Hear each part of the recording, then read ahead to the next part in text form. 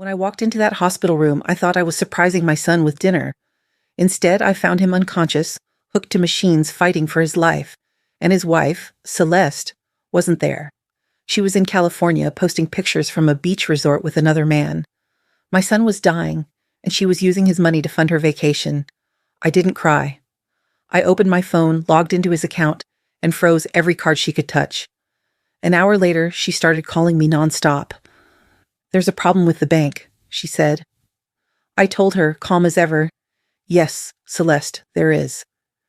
That was the night I decided I wasn't going to be the quiet, grieving mother everyone expected. My son was fighting for his life, and I was going to fight for his dignity. She thought she could lie, take the money, and walk away, but she had no idea who she was up against.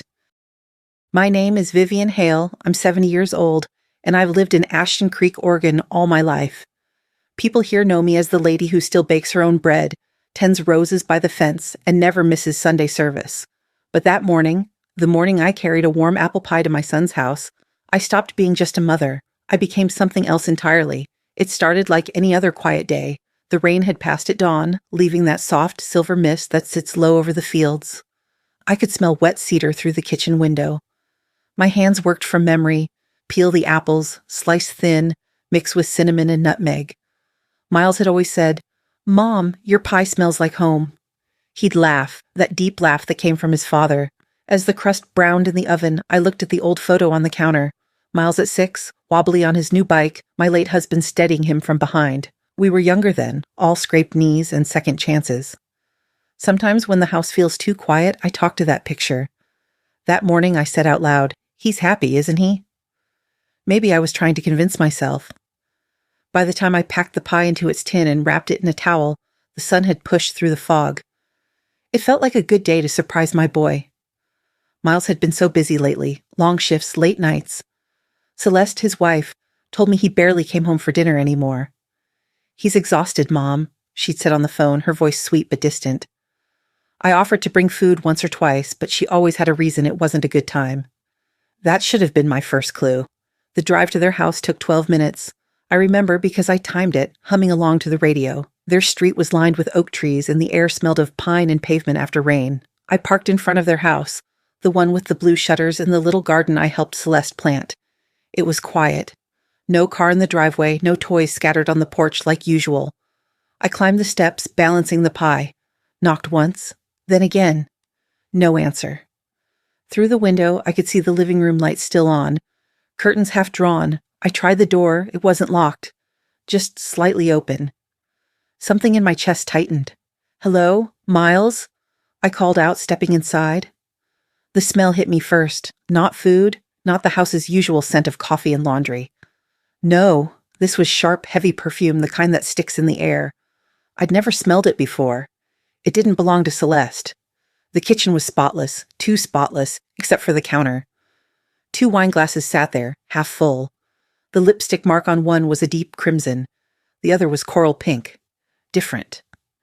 Next to them, a bottle of Merlot, uncorked, a slice of lemon half used on a cutting board. I felt something cold crawl up my neck. "Celeste?" I said, my voice cracking a little. No answer. The house was silent except for the slow hum of the refrigerator and the ticking of the clock on the wall. I set the pie down and took a few steps toward the hallway. My shoes made soft sounds against the floorboards. A gray cat, the neighbor's I think, slipped through the back door and startled me. It darted across the living room and brushed against a side table. I turned just in time to see the picture frame topple and crash onto the floor. The sound made me jump. I bent down, heart pounding, to pick it up. It was their wedding photo, Miles in his navy suit, Celeste in lace, both smiling like the world would never change, but the glass was cracked clean down the middle, right through her face. I stared at it, and for a long second I didn't breathe. That's when the phone rang. I nearly dropped the frame again. I grabbed my phone from my pocket, a known number. "Mrs. Hale?" a woman's voice said. "This is Portland Mercy Hospital. Your son, Miles Hale, was brought in by ambulance. He's in the ICU. You need to come immediately." For a moment, everything inside me stopped. The air, my heartbeat, even the sounds around me. I opened my mouth, but nothing came out. Then the pie slipped from my hands. The dish shattered on the tile, splattering cinnamon and apple across the floor. The smell that once meant comfort now made me sick. The nurse kept talking, her voice muffled through the ringing in my ears. I remember only one sentence clearly. He's alive, but is serious. I grabbed my keys, left the door open behind me, and ran into the rain. I didn't even realize until later that I still had flour on my hands. And the photo frame in my bag, cracked glass and all, that was the last ordinary morning of my life. The hospital smelled like antiseptic and fear. Everything was too bright, too white, the kind of white that burns your eyes and makes everything else disappear. Machines beeped in steady rhythm like a second heartbeat that wasn't human. The floor was so clean it reflected the fluorescent lights overhead. Every sound, the rustle of a nurse's uniform, the slow drip from an IV, echoed like time moving too slowly. They led me to the ICU. Miles was in room 304. I stopped outside the glass door before I could walk in. He looked smaller than I remembered. Wires on his chest, tubes down his throat, monitors flashing numbers I didn't understand. My boy, who once carried men out of wrecked cars and stood tall in his uniform, now lay still, pale and silent. A nurse appeared beside me. "You can go in," she said softly. "He's stable, but still unconscious." Inside, it was even quieter. The only thing I heard was the rhythmic hiss of the ventilator and that slow mechanical beep, beep, beep from the heart monitor. I sat down, set my bag on the floor, and took his hand. It was warm, at least. A doctor came in, a woman in her 40s with dark circles under her eyes. She looked like she hadn't slept. "Mrs. Hale?" "Yes." "We've called his wife several times," she said, glancing at the clipboard. "She hasn't answered. We left messages. You're listed as his emergency contact." I nodded. My voice didn't work yet.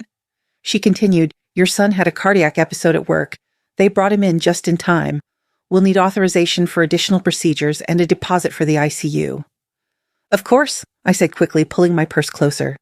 "Whatever he needs." My hands trembled as I signed the papers. When she left, I sat back down and just looked at him. The machines blinked. The clock ticked. Somewhere down the hall, a child started crying, and a nurse shushed them gently. Life went on around me, but in that small room, time was frozen. I reached into my coat for my phone. I needed to transfer some money to cover the hospital deposit. Miles had given me access to his emergency account years ago, just in case. He'd laughed about it then. "You're the only one I trust with my passwords, Mom." I opened the banking app, waiting for the signal to load. The numbers didn't make sense. The balance, which should have been over $50,000, was barely 15 left. I blinked, thought maybe I was looking at the wrong account. But then I saw the line.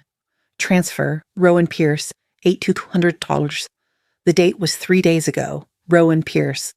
I didn't know the name, but something about it made my chest go cold. I scrolled again, more transfers, smaller ones, repeating every few days. Always to the same name. I sat there for a long minute, phone in my hand trying to breathe. Celeste had access to this account. Miles trusted her. It was meant for emergencies, for the kids, for moments like this. And now it was being drained. I called Joanne. She picked up on the third ring, her voice warm and familiar even through the static. "Vivian, are you at the hospital?" "Yes," I whispered. He's in the ICU. He's stable," they said, "but Joe—" "Breathe, honey. Tell me what's wrong." I swallowed hard. "It's the account. His emergency fund. There are withdrawals, big ones. A name I don't recognize. Rowan Pierce." There was a pause. I heard her exhale slowly. "Who has access besides you?" "Celeste." Another pause. "Then you already know the answer." The words hit me like ice water. I pressed my lips together to stop them from shaking. Joanne's voice turned firm. "Listen to me, Vivian. If it's about money, you freeze everything, now, before someone else locks your heart out of your own family." I looked at Miles, still lying there, the monitor tracing every beat of a heart that had worked too hard for too long. I thought about Celeste, her perfume, those wine glasses, her laughter on social media while my son lay here. I stood up, wiped my face, and placed my palm on his chest, right over the steady rhythm of the machine. "Don't worry, sweetheart," I whispered. "No one touches what's yours, not while I'm still breathing." The monitor kept beeping, steady and strong as if it heard me. The next morning, I drove into downtown Portland to meet the lawyer Joanne had recommended, Alicia Turner. She answered her own door, crisp white shirt, dark gray blazer, hair tied back in a low knot. She couldn't have been older than 40, but there was a calmness in her that made you believe she'd already seen too much of life. "Mrs. Hale," she said, shaking my hand firmly. "Joanne called ahead. Come in." Her office was small but sharp, the kind of place where everything had a place. Walls lined with filing cabinets, shelves stacked with color-coded binders, and framed photos of past clients shaking her hand. On the far wall, a single frame quote hung above her desk. "Justice has no age." It caught my eye. I smiled faintly. "That's a good one." She looked up from her computer. "My grandmother used to say it. I kept it to remind myself who I'm fighting for." I liked her immediately. We sat across from each other, the city hum outside the window muffled by double glass. I explained everything: Miles's condition, the frozen account, the name Rowan Pierce, the wife who was conveniently unreachable. She didn't take notes. She just listened, eyes focused, jaw tight. When I finished, she leaned back. "You did the right thing calling me before making any more moves," she said. "Let's take a look at his accounts." I handed over my phone, my hands still trembling slightly. Within minutes, Alicia was deep into the digital maze. She moved fast, like someone who had no patience for excuses. Her fingers danced over the keyboard, pulling up transaction histories and tracing account links I didn't even know existed. After a few minutes, she turned the screen toward me. "There are 5 large transfers here," she said, scrolling down the list. "All within the last 2 months. Same recipient every time, Rowan Pierce." I swallowed hard.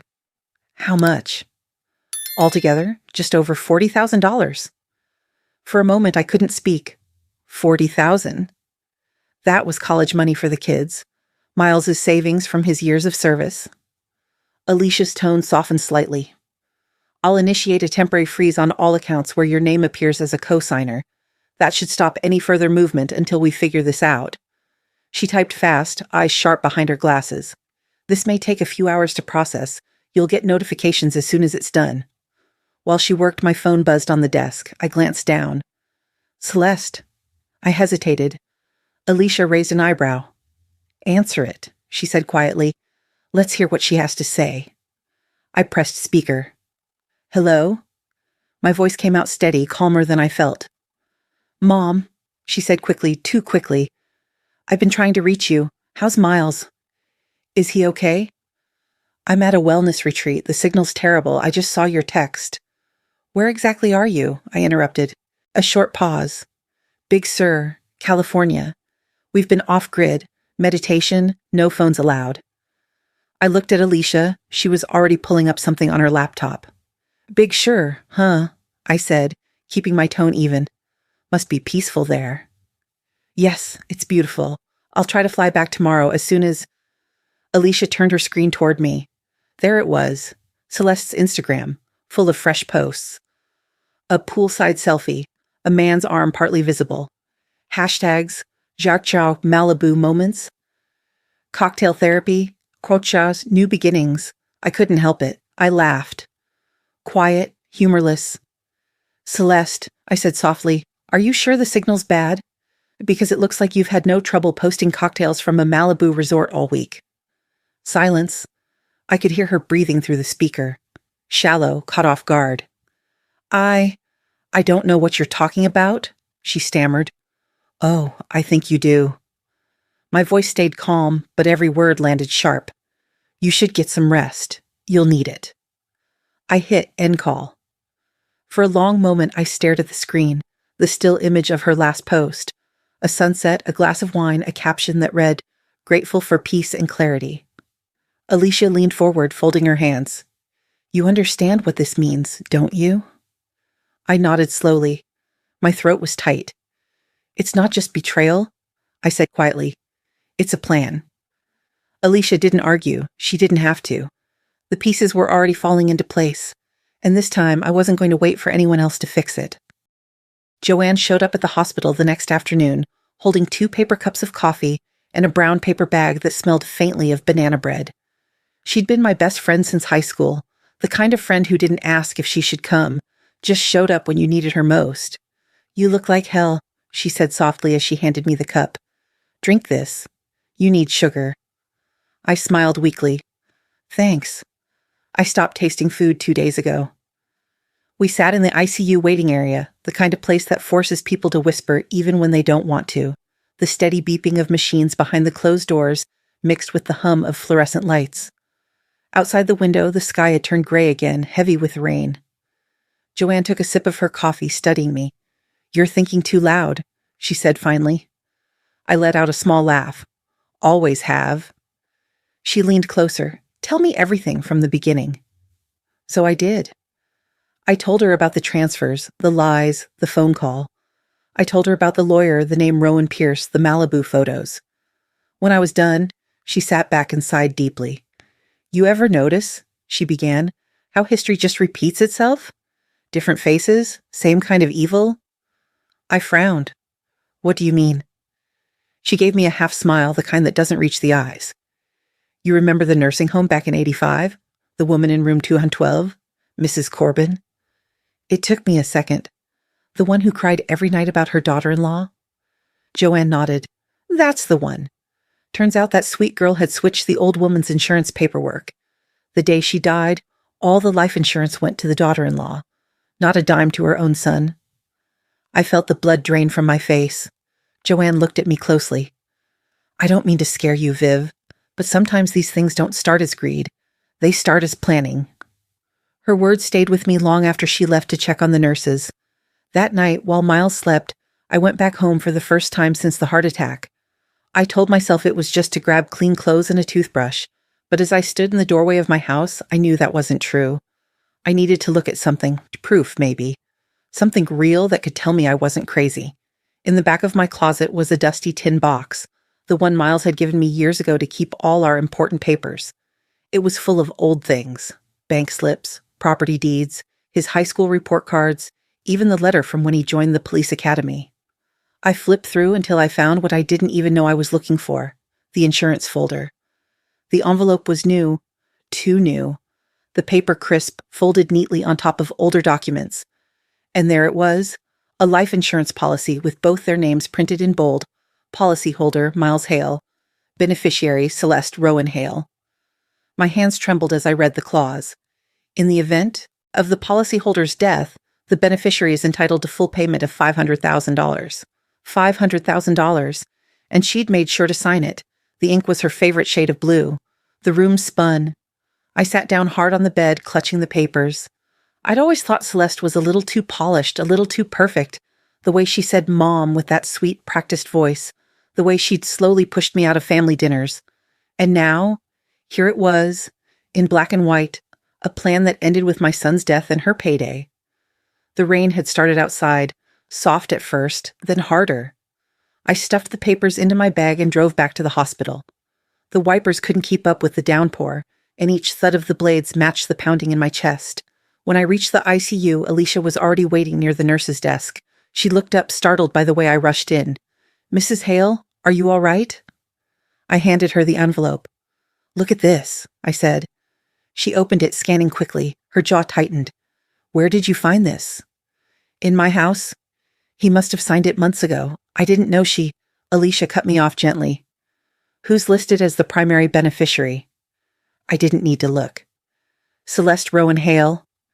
Alicia exhaled sharply. "If Miles dies, she gets everything." I nodded slowly. "And if he lives?" "Then she gets nothing, unless he changes the policy." For a moment, neither of us spoke.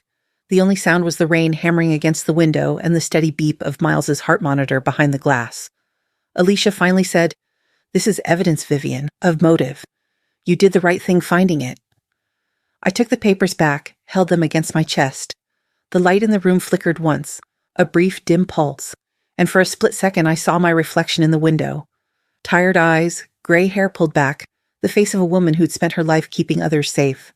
"No," I said quietly. "Not this time. Not my son. Not while I'm still breathing." The rain kept falling outside, steady, relentless, like a ticking clock counting down to something I didn't yet understand, but could feel coming. The first sound that told me something had changed was the heart monitor.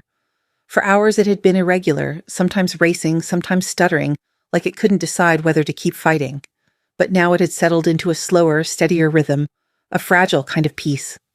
I looked up, barely daring to hope, and then I saw his hand move. just a twitch. But I'd been sitting there for 37 hours, memorizing every breath, every line on his face. That tiny movement was enough to make my heart jump. I stood, leaned closer to the bed, my palms trembling. "Miles?" My voice came out in a whisper, cracked from lack of sleep. "Sweetheart, can you hear me?" His eyelids fluttered. A soft groan escaped his throat. And then, like the smallest miracle, he opened his eyes. They were unfocused at first, glassy, moving around the room before they finally found me. "Mom?"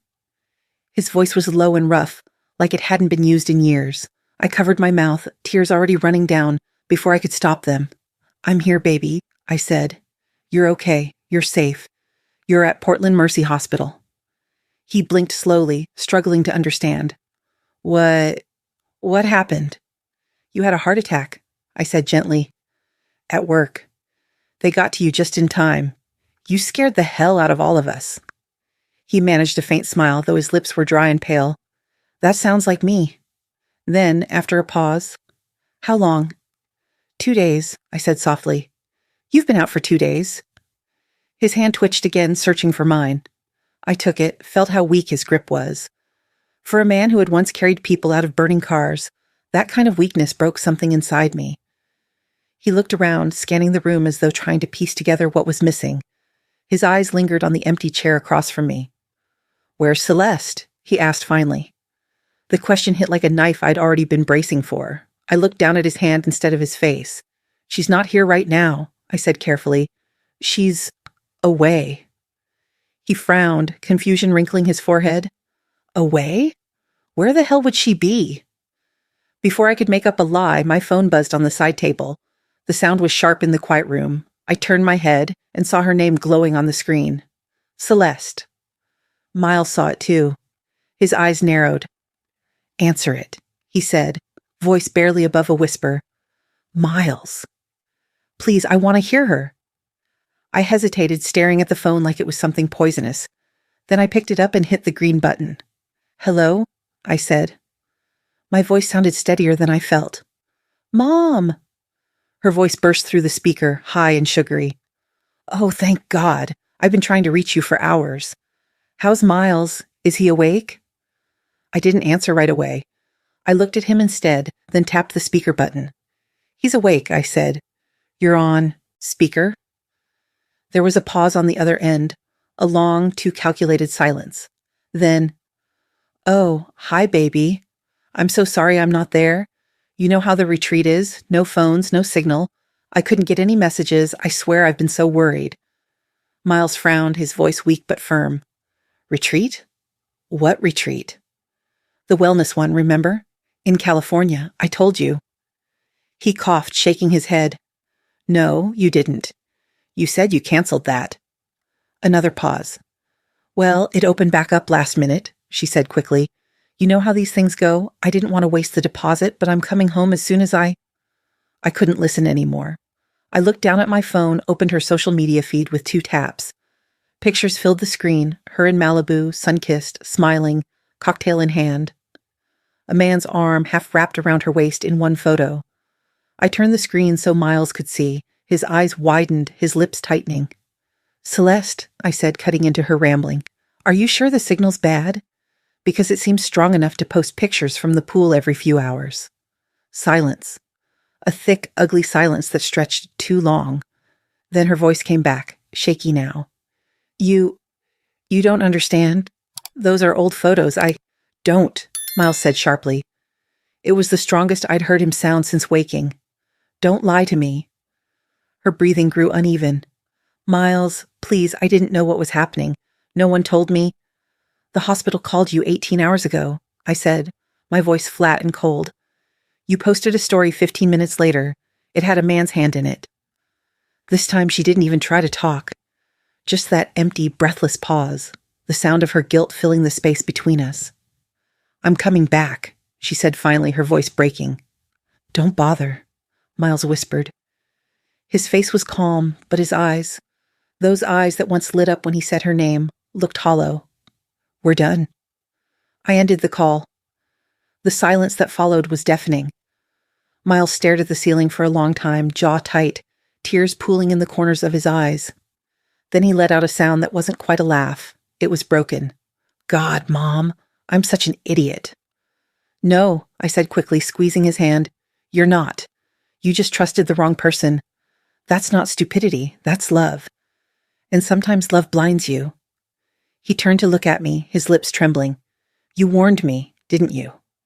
I tried, I whispered. But you wanted to believe in her. That's what good people do. He looked away then, staring at the wall, eyes unfocused. And just like that, a memory came rushing back, the day he'd proposed.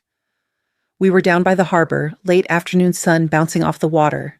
Celeste was glowing in white, tears streaming down her face as Miles knelt before her. Everyone clapped, cheered.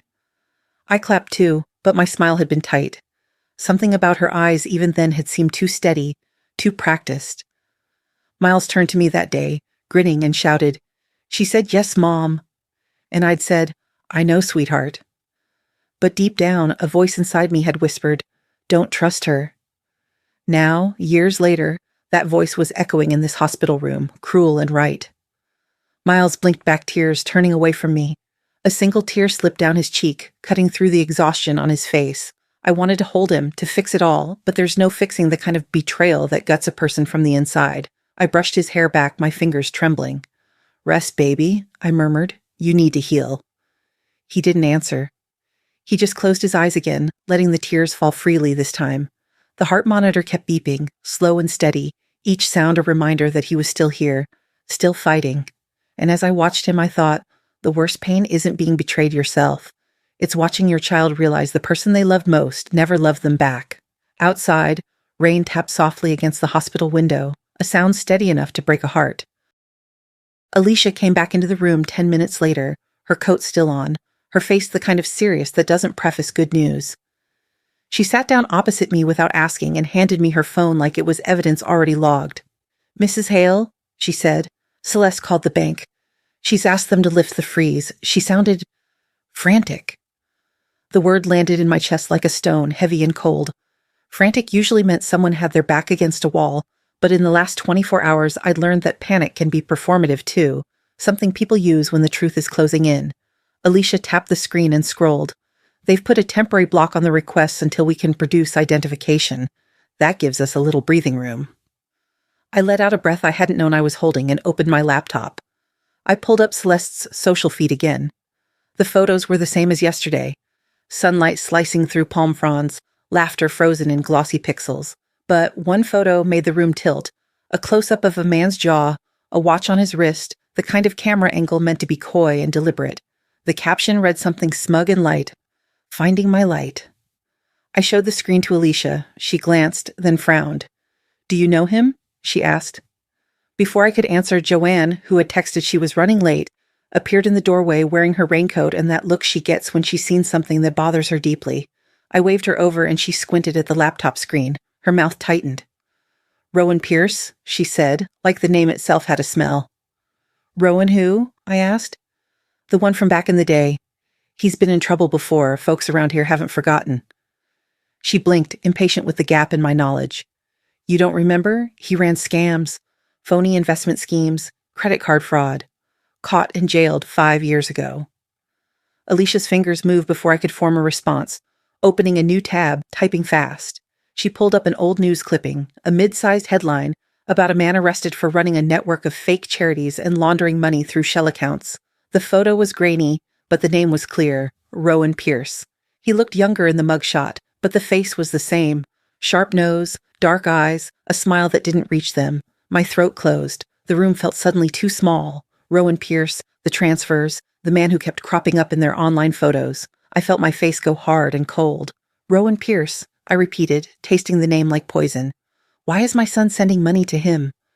Joanne sighed, the kind of long sound that carries history. Because some people are good at making others believe. They charm, they flatter, then they circle the money. I remember Mrs. Corbin. Same playbook. She stared at the screen, then looked at me. Viv, do you remember when Miles had that big case? He was the one who put Pierce away, right? My mind reeled back. I could see it then. Police reports, the pride on Miles's face when he told us about the arrest at dinner, The way he'd stayed late into nights writing statements. He'd brought the man to justice and then buried the memory. The idea that the same man was now slipping through my son's life again, costing him thousands while he lay in a hospital bed, felt like a cruel joke. Alicia's voice cut through my thoughts. There are 5 transfers in the last 2 months to an account linked to Pierce. The bank flagged a pattern but didn't act until the freeze. Whoever's behind it has been careful. Small enough amounts at first to avoid alarms, then larger. It's organized.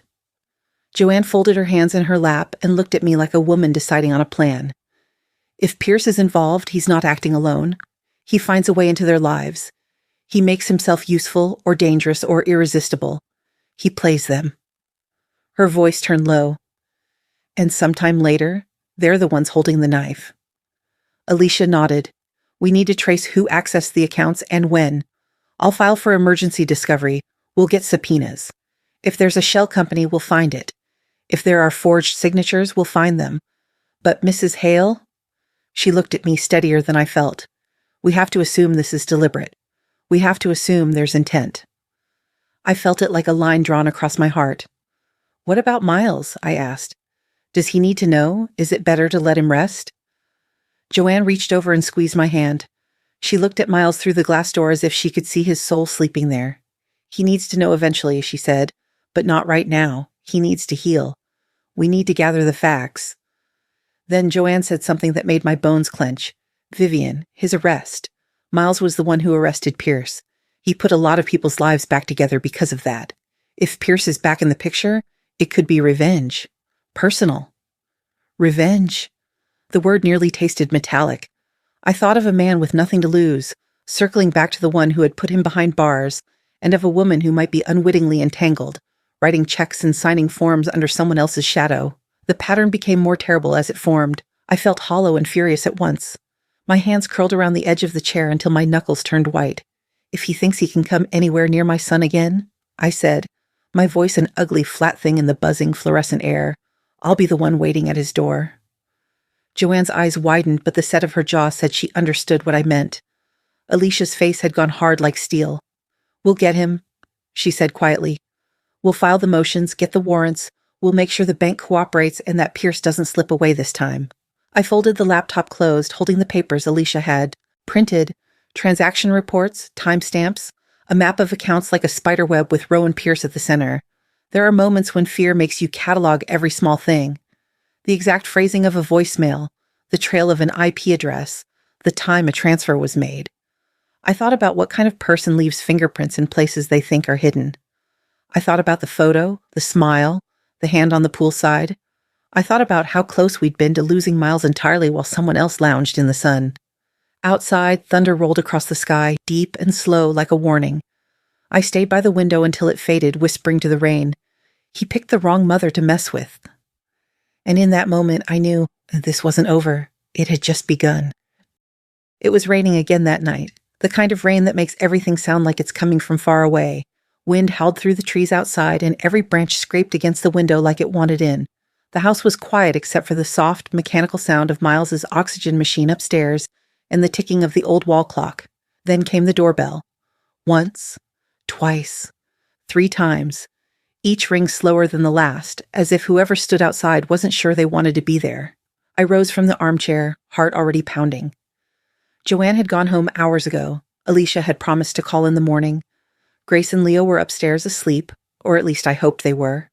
When I opened the door, the storm seemed to breathe straight into the house, and there she was. Celeste. Her hair was soaked, tangled into dark ropes around her face.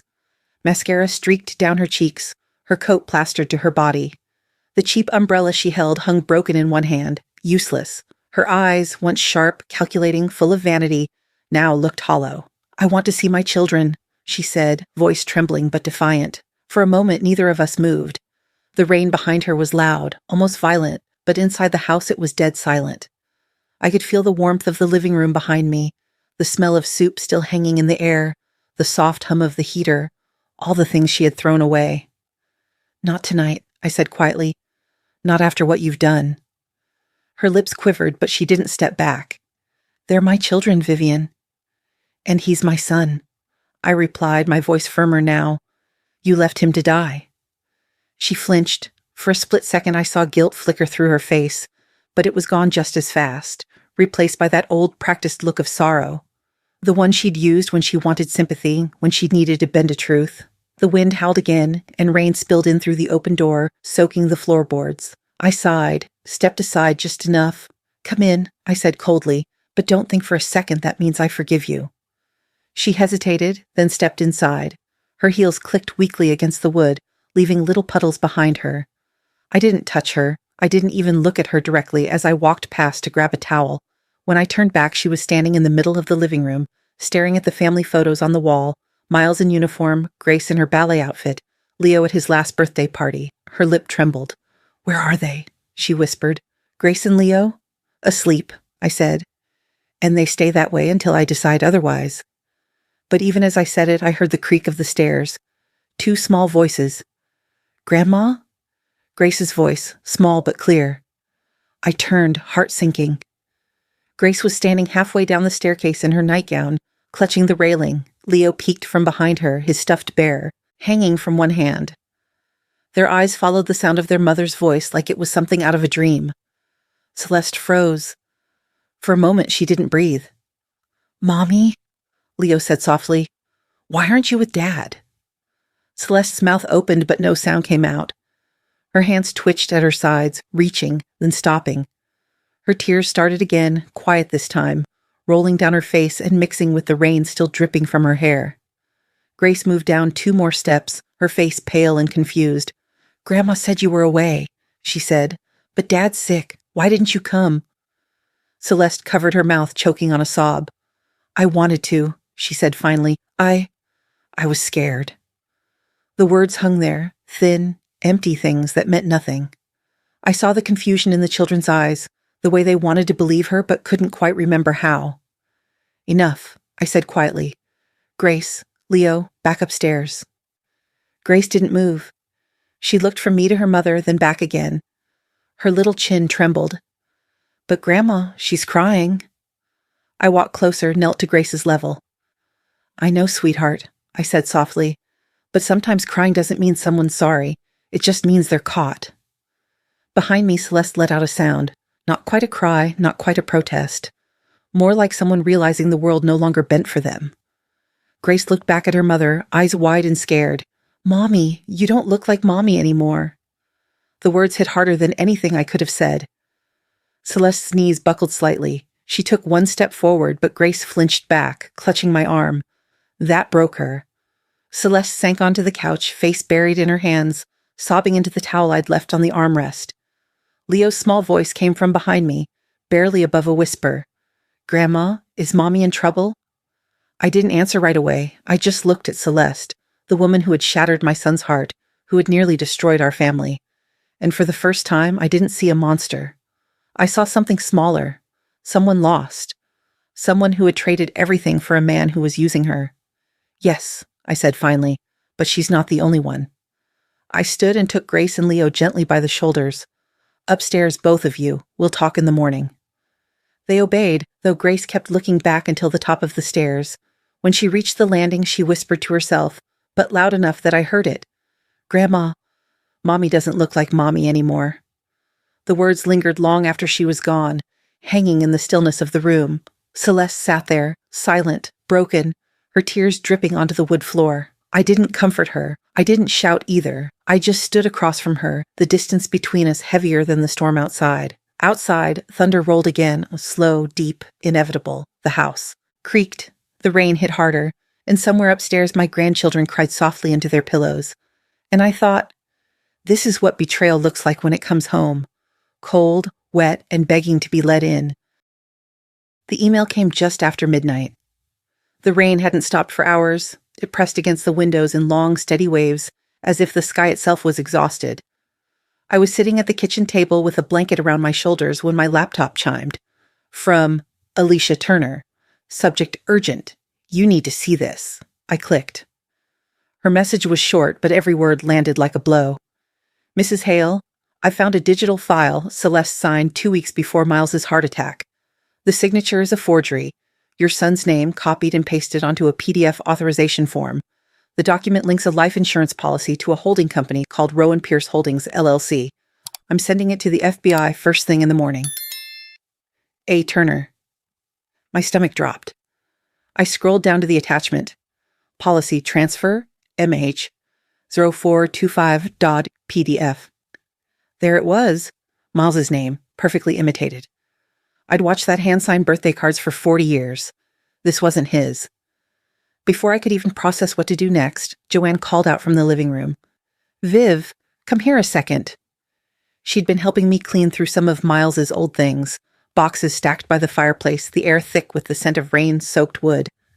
I got up slowly, the floorboards creaking under my feet. She held something small in her hand, a black USB drive. Found this in the inside pocket of his old work jacket, she said. Was going to throw it in the junk drawer, but then I remembered who your son is. He didn't keep things like this for no reason. I took it carefully, almost afraid to touch it. Plug it in. We set it up on my laptop, the only light in the kitchen coming from that dim yellow lamp by the sink. The rain outside sounded louder here, hitting the metal gutters with a rhythm like a heartbeat. The folder opened.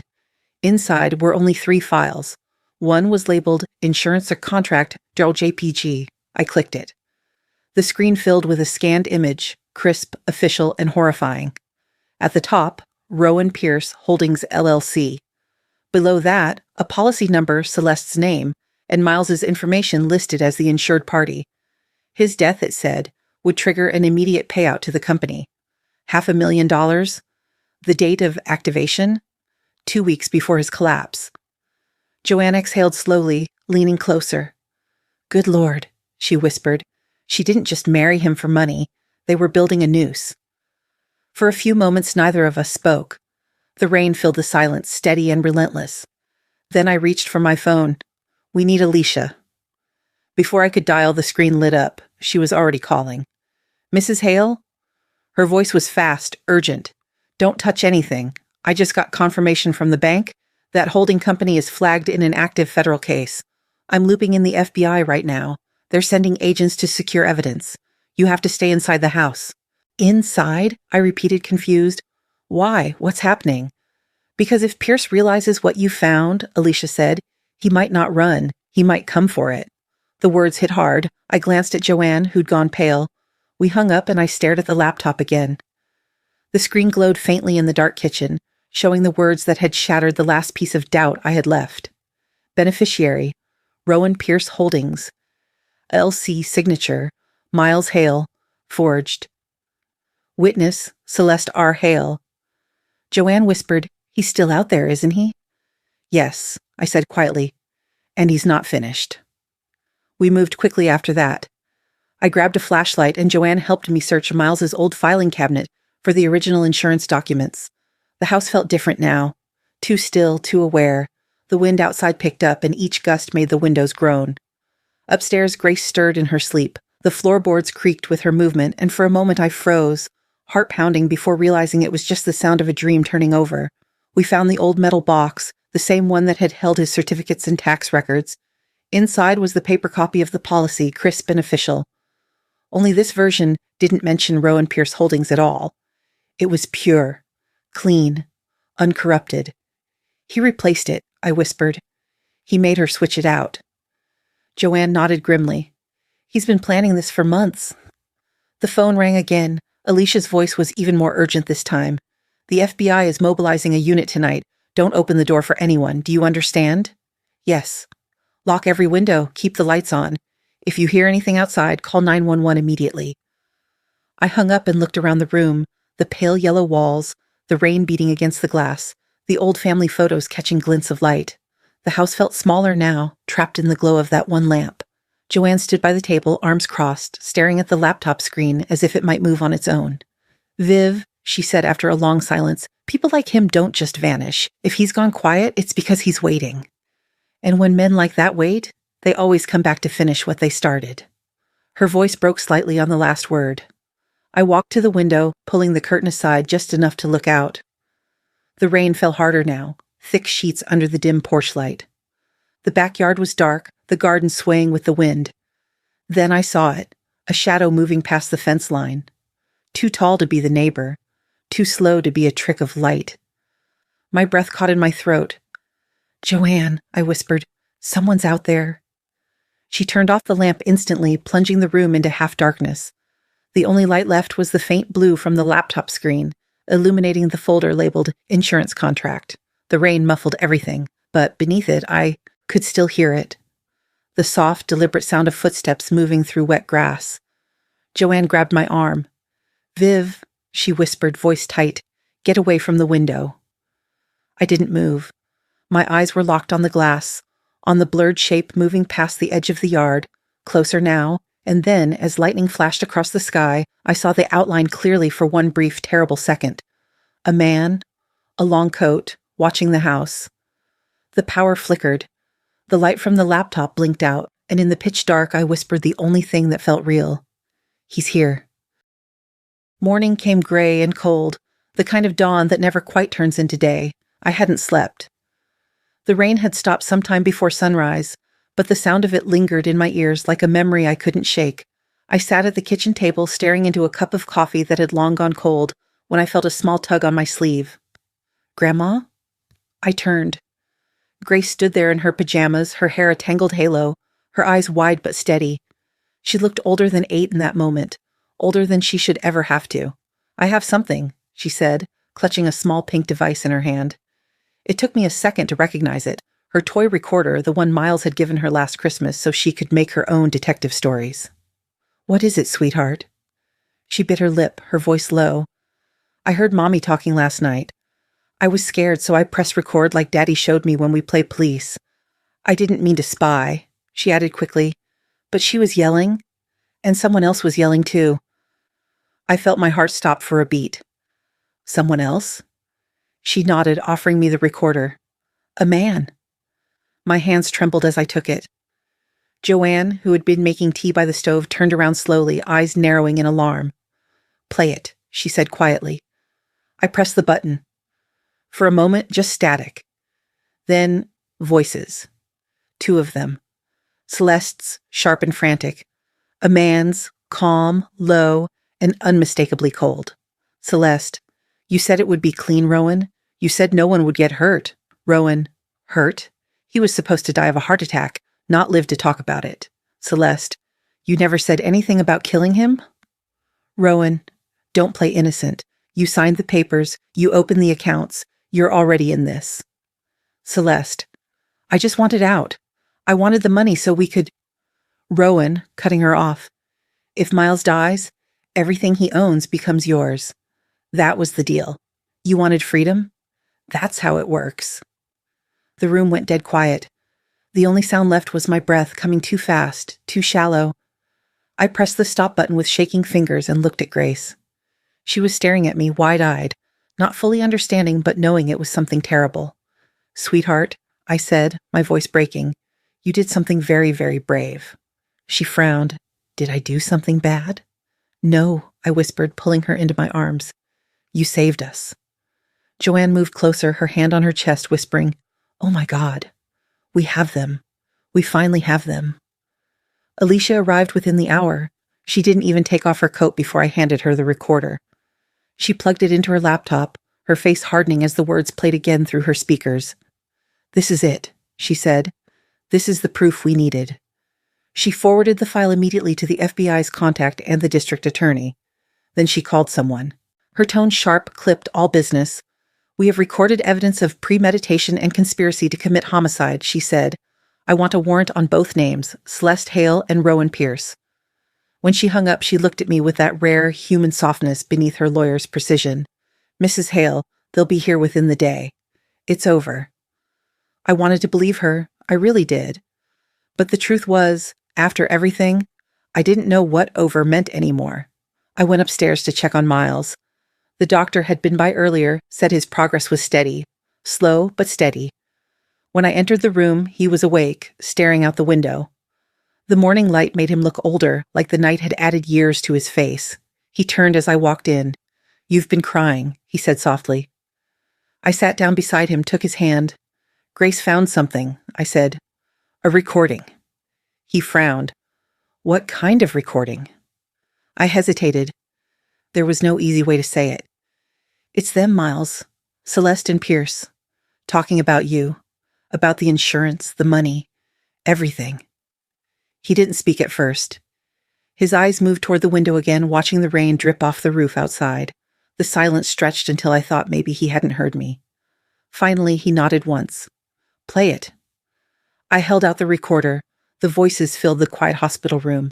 Every cruel word, every lie laid bare. Miles's face didn't move. He didn't cry, didn't even blink. When it ended, he just sat there, breathing slowly, staring straight ahead. Then, quietly, he said, "So that's what love sounds like when it's dying." I swallowed hard, my throat tight. It's over now. Alicia's taking care of everything. The FBI's already involved. He turned to me then, his expression unreadable. Grace recorded that? Yes. He exhaled shakily, and for the first time in days, his eyes softened.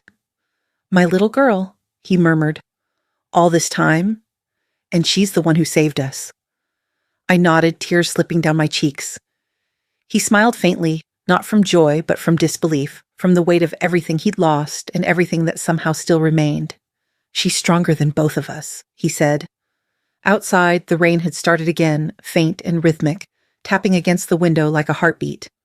I reached out, brushed a strand of hair from his forehead, and whispered, "She is her father's daughter."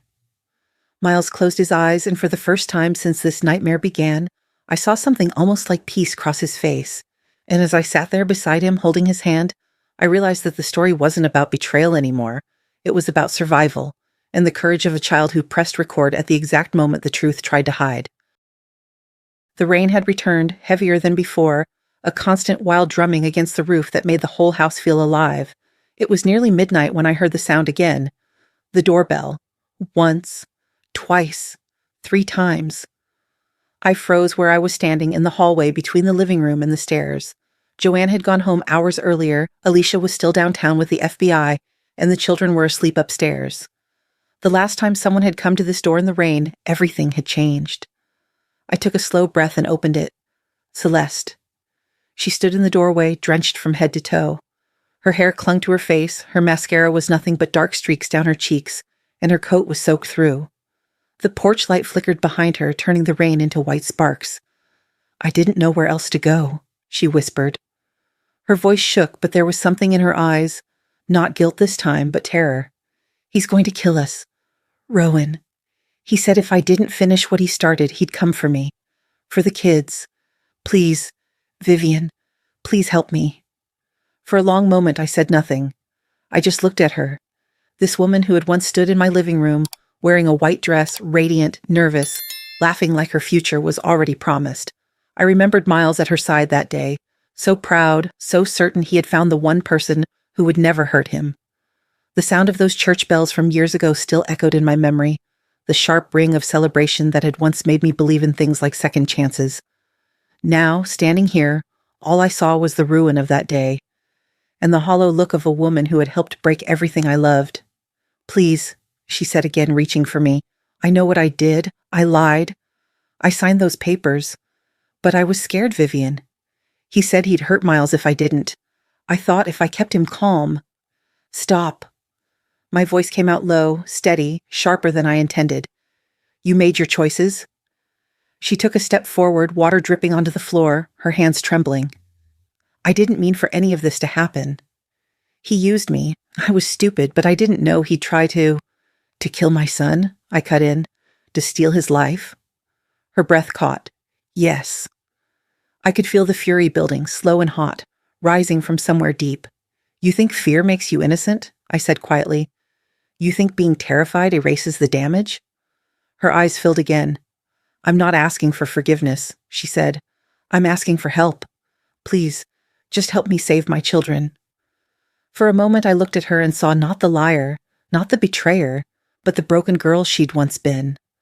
Miles had loved that girl once. Maybe she had loved him too, in her own selfish way. Outside, thunder cracked like the sky was splitting open. I looked past her into the storm. "Saving someone," I said slowly, "doesn't mean forgiving them." Her lips parted to answer, but before she could speak, headlights cut across the front yard. Then came the shouts. "FBI! Freeze!" Red and blue lights splashed across the porch as agents poured out of two dark SUVs. One of them, Alicia, stepped forward, her coat whipping in the wind. "Vivian, get back inside," she shouted. I pulled Celeste behind me instinctively as two agents tackled a figure from the shadows at the edge of the yard. He hit the ground hard, mud flying in every direction. A flashlight beam caught his face. Rowan Pierce. His suit was soaked, his eyes wild and furious as the agents dragged him up. "You idiots," he shouted. "You think she's innocent? She was in on it from the start. She helped me." Alicia stepped forward, calm as ice, rain dripping from her hair. "We have the recordings, Pierce," she said. "We know exactly who planned what. You built the plan, she followed your orders. Either way, it's over." Rowan lunged toward Celeste, restrained instantly by the agents. "You think she didn't enjoy it?" he snarled. "Ask her who forged the signature." Celeste's face went white. Her knees gave out and she fell onto the wet ground, sobbing. "I didn't know," she kept saying. "I didn't know what he'd do." The agents pulled Rowan toward the waiting cars. The rain came down harder, blurring everything in streaks of light and shadow. Sirens echoed through the quiet neighborhood. Alicia turned to me. "It's done," she said. "He's going away for good this time." I nodded, unable to speak. My heart was racing, my hands shaking, not from fear, but from the sheer weight of it all finally ending. Behind me, the front door opened. Grace and Leo stood in their pajamas, sleepy and confused, holding on to each other. "Grandma?" Grace said softly. "What's happening?" I knelt down, pulled them both into my arms. "It's okay," I whispered. "You're safe now." Grace looked past me through the doorway, where Celeste knelt in the rain, her hands covering her face as the flashing lights turned her white coat into a mess of red and blue. "Grandma," she whispered into my ear. "Mommy's crying again." "I know, sweetheart," I said quietly, tightening my hold around them. "Let her." Because some things, I finally understood, weren't meant to be forgiven, only survived. The agents led Rowan Pierce to the car, his shouts fading into the storm. Alicia stood by the porch, watching until he was gone. Then she turned to me, exhaustion softening her face. "It's over," she repeated. But it wasn't silence that followed. It was the sound of Celeste still crying, kneeling in the mud, her mascara bleeding down her face as the rain washed everything else away.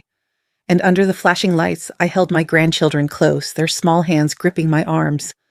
Grace whispered again, barely audible, "Grandma? Is Mommy gonna be okay?" I didn't answer. I just looked out into the rain, where Celeste was still on her knees. The thunder rolled again, deep and distant. And I thought, maybe some storms never really end. They just move on, leaving what's broken behind. 2 months passed. The winter rains had finally eased, leaving Ashton Creek washed clean and quiet. The air smelled of pine and bread, and for the first time in a long while, the house didn't feel haunted.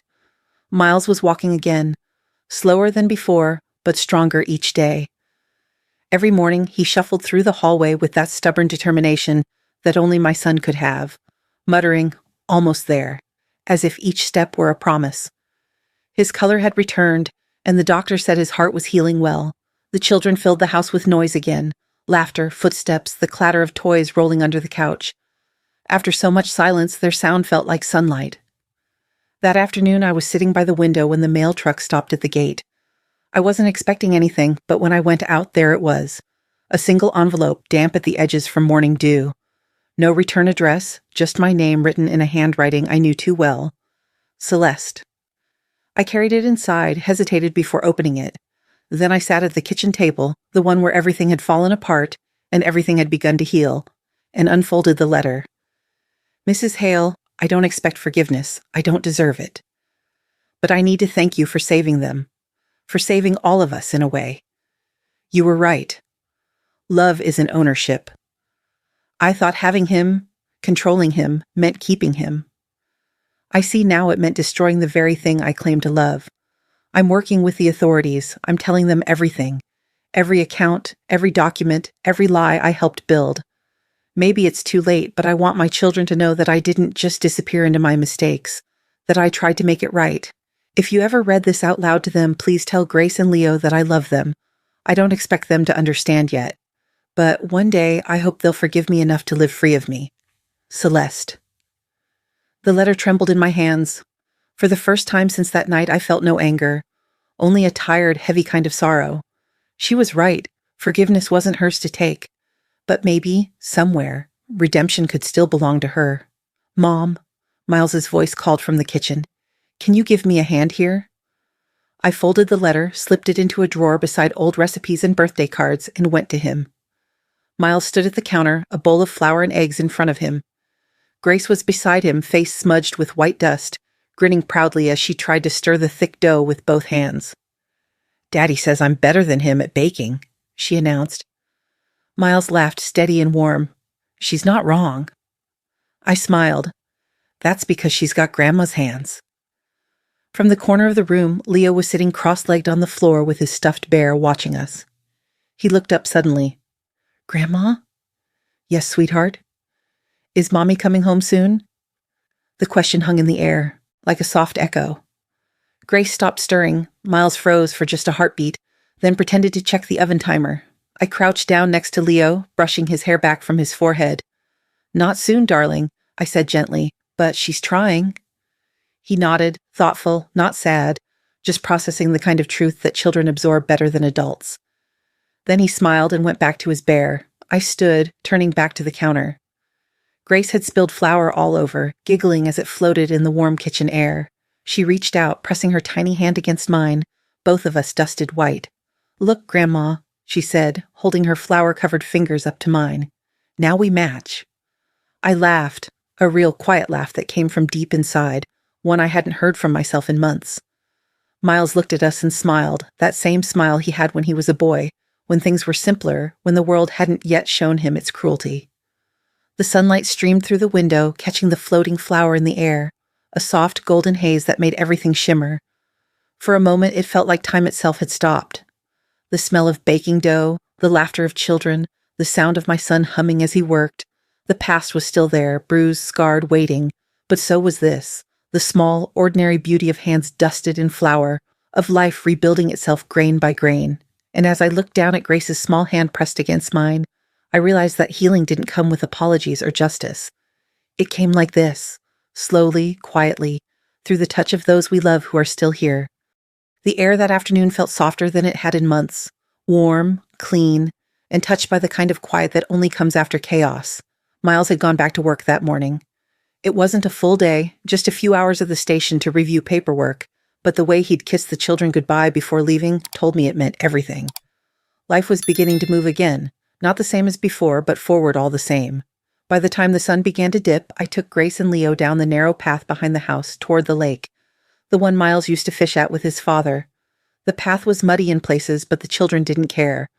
Leo ran ahead pretending sticks were swords, while Grace walked beside me, her hand wrapped around mine. The lake came into view, still wide and golden in the last light of day. The water reflected the sky like a mirror, and the air smelled faintly of pine and wet stone. A few ducks floated near the reeds, leaving small ripples that spread lazily across the surface.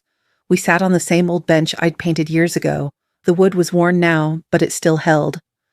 Leo leaned over the edge of the dock, tossing small pebbles into the water just to watch the ripples spread. Grace climbed up beside me, tucking her knees under her chin.